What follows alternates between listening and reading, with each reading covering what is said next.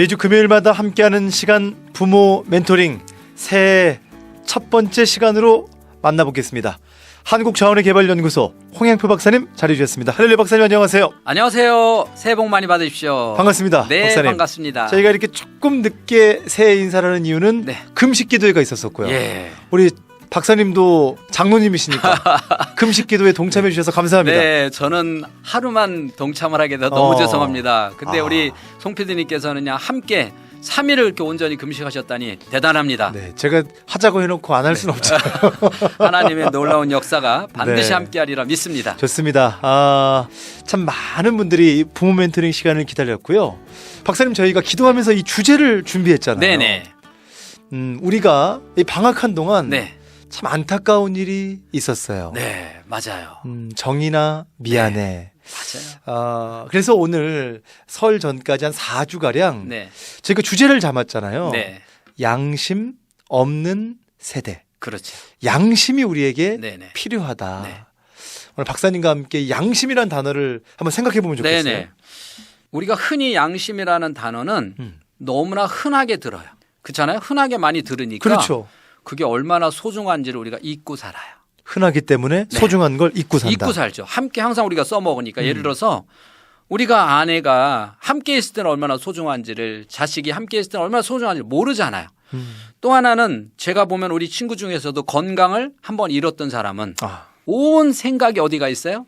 건강에 가 있는 거예요. 가장 중요한 게 뭔지 아는 거죠. 그렇죠. 그런데 양심이라고 하는 게 우리는 얼마나 중요한지를 알면서도 어느 날부터 그냥 내 옆에 있는 써도 되고 안 써도 되는 이러한 너무 사소한 걸로 낮춰놨었는데 이번에 이제 일련의 사건들을 보면서 예. 야, 이러한 것들이 분명히 양심이 없어서 나타나는 일들인데 어디 이것뿐만입니까? 또 그동안에 이슈됐던 엠번방 사건 같은 거 그렇죠. 얼마나 컸습니까?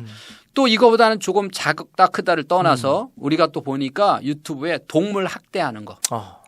정말 그 잔인하게 동물을 학대하는 모습들. 그걸 또 보는 사람들. 네, 근데 그거를 보면 많은 사람들이 야, 너 어떻게 이렇게 댓글을 다는 게 아니라 죽여도 되겠네. 뭐 함께 동참하는 사람들이 너무 많다는 거예요. 이런 세대를 보면서 소름 끼친다는 거죠. 지금 부모의 시대. 우리는 부모 멘토링 시간이고요. 네네. 이 부모님들이 그렇다면 놓쳤던 것은 무엇일까? 또 네. 우리도 놓쳤던 것은 무엇일까? 네네. 자, 그러면은 이 양심이라고 하는 거를 보면은요. 흔히 양심은 타고나는 걸까요? 만들어지는 걸까요?를 먼저 우리가 생각해 봐야 돼요. 우리는 쉽게 이거 타고나는 거 아니야? 라는 질문을 할 수가 있을 것 예. 같은데. 자, 우리가 기본적으로 우리가 체력이라고 하는 거가 건강한 사람과 약한 사람이 이렇게 있지만 예. 인간은 누구나 기본적인 양심을 갖고 타고난다는 거죠. 예. 그런데 이 기본적인 양심에다가 더 많이 업그레이드해서 양심이 있는 사람, 기본적인 양심까지도 다 까먹어서 양심이 없는 사람 이렇게 나눠진다는 거예요. 양심 있는 사람 없는 사람 그러면 자 요즘 사회가 원래 그러냐라고 봤을 때 원래 사람이 이런 거냐라고 봤을 때 그러면 옛날 우리 부모님 세대 있죠. 예. 부모님 세대와 우리 세대를 봤을 때 부모님 대하고 이렇게 대하고 이웃을 대하고 양심껏 대하는 이것이 우리 부모님 세대가 더 양심이 많았다고 생각하세요? 우리 세대가 많았다고 생각하세요? 그래도 저는 부모님 세대가 더 양심이 그렇죠. 많았을 것 같아요. 부모님들이 부모님을 공경하고 모시고 이렇게 이웃을 모시고 섬기고 하는 이런 기본적인 양심이 훨씬 많았다고 보여집니다. 그때 그런 걸 생각하고 배려하는 분위기가 그렇죠. 지금과는 차원이 다른 또 다르죠. 헌신이고 섬김이었잖아요. 그렇죠. 그런데 그럼 지금 우리와 우리 자녀들 세대는 그럼 누가 또 양심이 있다고 이 아이들이 컸을 때 얘기할 것 같아요. 그나마 또 지금 세대가 이 살벌한 이 세대가 그나마 또 양심이 더 많았다라고 할 거라는 거예요.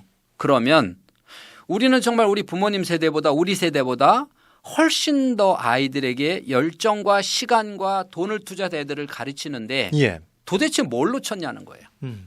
우리가 도대체 뭘 놓쳤길래 이렇게 가느냐라고 하는 거죠. 양심이라고 하는 거에 이야기를 조금만 더 이야기를 나눠보면 혹시 학교 다닐 때 나쁜 짓 해본 적도 있잖아요. 그렇죠. 그렇죠? 자, 그때 누가 떠오르냐는 거예요.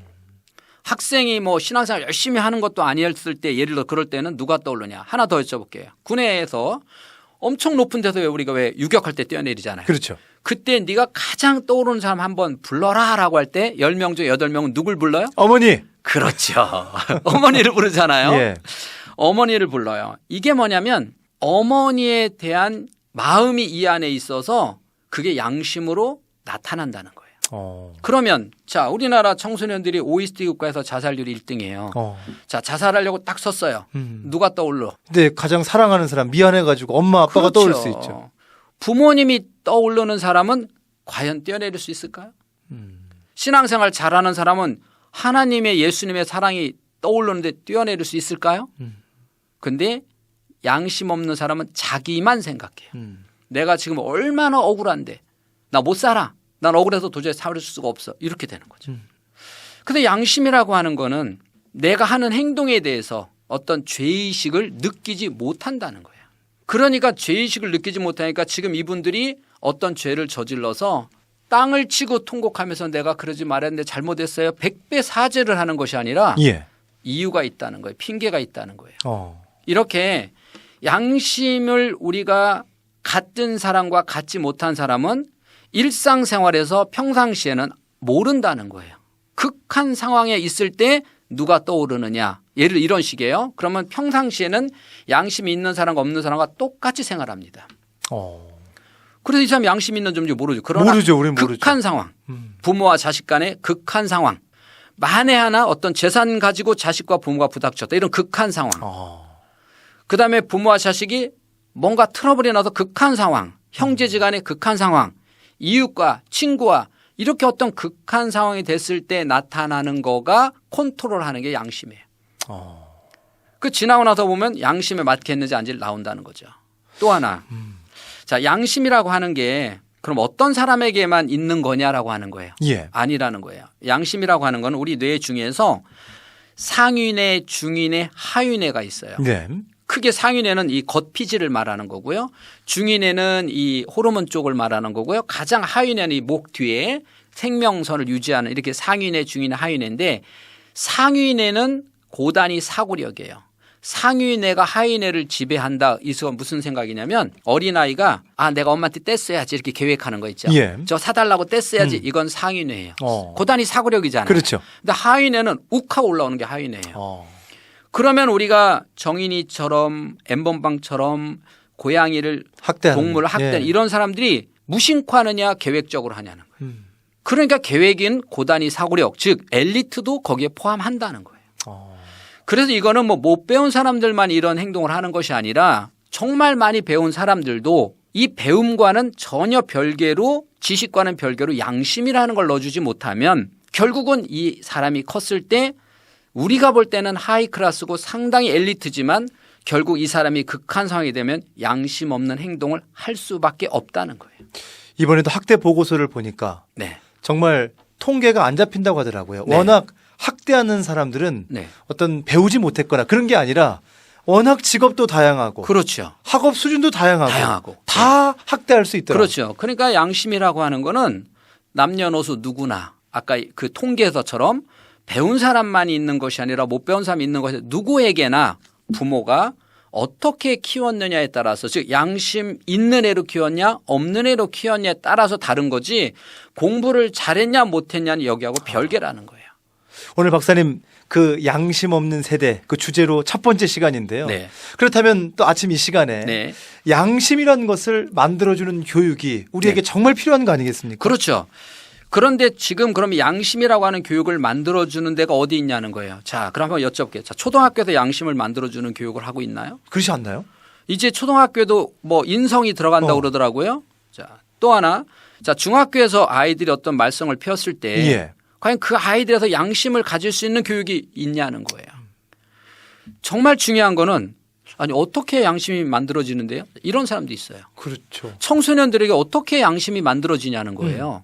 자, 이렇게 우리는 양심에 대해서 많이 들었지만 나타나는 현상에 대해서 지탄하고 지적은 했지만 어떻게 해야 그게 만들어지는가는 생각해 보지 못했다는 거예요. 특히 우리 부모님들이 잘 아셔야 되는 것이 우리 아이들이 살아가는 시대가 지금보다 더 끔찍한 시대를 살아갈 수도 있지 않겠냐. 지금까지 본다면. 자, 우리 부모님 세대와 우리 아이들 세대를 봤을 때는 훨씬 더 끔찍한 세대를 살아갈 수도 있지 않겠냐라는 생각을 해봐야 돼요. 예. 그리고 지금 이렇게 사회적으로 많은 이슈가 될 때 이 정인이 부모를 탓하고 이런 것도 중요하지만 그걸 떠나서 혹시 제2, 제3의 그런 인물들을 내 가정에서 만들고 있지도 않을까. 그렇죠. 한번 돌아다 봐야 돼요.